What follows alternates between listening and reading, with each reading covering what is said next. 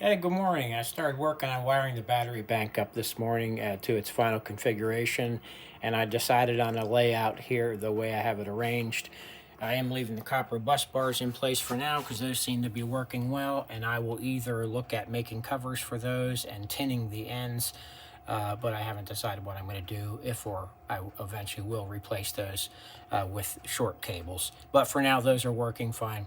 I was happy to have the switch and the Victron Energy fuse holder set up and in place with the Victron Energy 150 amp ceramic fuses as well to protect the wiring in the system.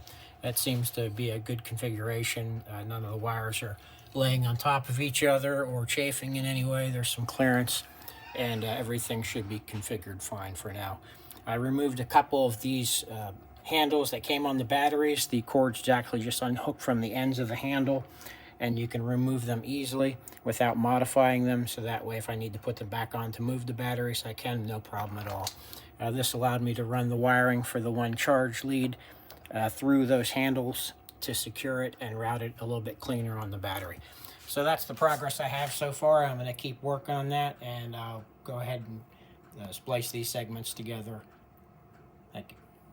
I'm working on setting the second set of batteries up now. Besides the 314 amp hour HumSync batteries on the bottom shelf, which you've seen before, I also posted a short video on buying 4 of these Hisense 12.8 volt 100 amp hour minis. These are a fantastic deal, and I'm sure they're still available at that price. It was a 4-pack that I couldn't pass up. And I'm trying to figure out what would be the most efficient layout on the shelf. This cabinet I placed everything into was ordered based on the efficient packaging for the 314 amp hour battery sizes. These 100 amp hours, while they easily fit on the shelf, it's an inefficient use of the space. And I've been trying different orientations to see what would work the best. Now, these batteries are the batteries that have the built-in battery meters on them as well. And it'd be nice to be able to actually see those. It's not critical that you can always see those, but it would be nice to be able to actually just, check things. Since these batteries are not Bluetooth, you can turn that on just to see what the battery's charge status is before you go turn things on again if you were to use the backup system.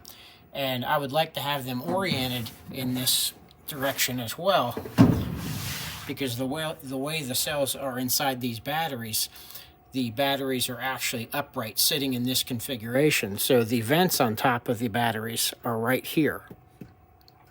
So ideally, most manufacturers state that the vents of the battery should be in an upright configuration. And while nothing in the Hisense manual says that, the manufacturer of these cells is unknown because I haven't opened it up, but it would be best to me to have the cell vents in an upright orientation if there were an overcharge condition. So I would like to have the batteries oriented in this way, but that takes up a lot of space inefficiently as well. But I think just based on the size of these batteries and how I'm going to have to set this shelf up, there'll just be some extra space in here, although that'll make cable management much easier because I'll have a lot more room to work compared to with the other batteries. But like I said, this cabinet was ordered based on the dimensions to be perfect to fit those 314 amp hour batteries. So I'll continue on with this, and we'll see where I end up with it. Well, this is the configuration I ended up with on the batteries. I decided that 2 of the gauges basically will be upside down and 2 will be aiming towards me, but that's not really that critical. I can use a mirror to look at it, or just use my meter to check the voltages on the batteries. So I decided to go with this configuration to keep the bus bars as short as possible, and I'm also decided to go ahead and go with copper bus bars. These ones aren't quite as heavy duty as the other ones in the 314 amp hour batteries. Those were made out of 3/4 inch copper pipes. This set of bus bars is made actually out of a 1/2 inch copper pipe, and I'm just doing the test fit. I've already did set these in place, and the holes are in the proper location. These bus bars are 3 1/4 inches long, and the holes are 2 5/8 inch center to center, and so that fits the batteries perfectly. And these are M6 screws, and so a 1/4 inch drill bit made the perfect size hole for them. So they fit right in place. They should be adequate to carry the amount of current that they're going to have going through them. And I'm not going to tighten these down permanently right now. I did go ahead and purchase, and I'm going to put this on the 3/4 inch bus bars as well, and the other batteries, just as a test and a little bit of a corrosion preventive. I'm thinking about tinning these copper bus bars, but until I do, I bought some Oxguard antioxidant compound. This is normally used whenever you're making connections between copper and aluminum terminations. It is will prevent oxidation on the battery terminals as well as the copper bus bars and in between the two. It just takes a very tiny film, a tiny bit, just a thin film. They would use this stuff on the main aluminum feed cables coming into the electric service panel on your house, and any other situations where you'd have a copper aluminum connection or even an aluminum connection, due to the fact that aluminum begins to oxidize immediately when it's exposed to air, if it's not anodized or iodide. So, but it should help prevent any corrosion, and like I said, I believe I'm going to go ahead and tin these down the road here anyways.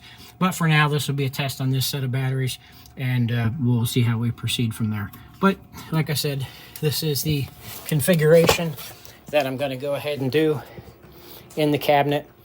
Is I have the set of 12-volt, 100-amp-hour mini high sincere batteries in that configuration on the second shelf up above the HumSync batteries. So I'm going to press on with wiring. Well, this is where I'm going to call it for the day. I've got the first power cable set up running from the positive to the fuse holder, and the bus bars are installed on top of the batteries. Tomorrow, maybe I'll pick up after church. Have a good night.